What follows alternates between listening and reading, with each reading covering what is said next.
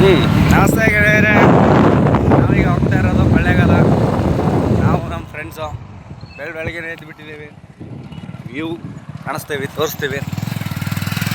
ಬನ್ನಿ Kollegal. Welcome to Kollegal. ಹೆಂಗಿರುತ್ತೆ ಗೊತ್ತಾ ಕೊಳ್ಳೇಗಾಲಲ್ಲಿ?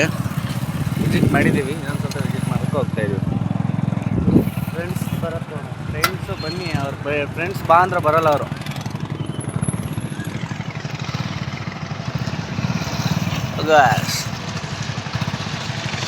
ಬನ್ರಿ, ಈ ಸೈಡ್ ಬನ್ರಿ. ಅಲ್ಲಿದೆ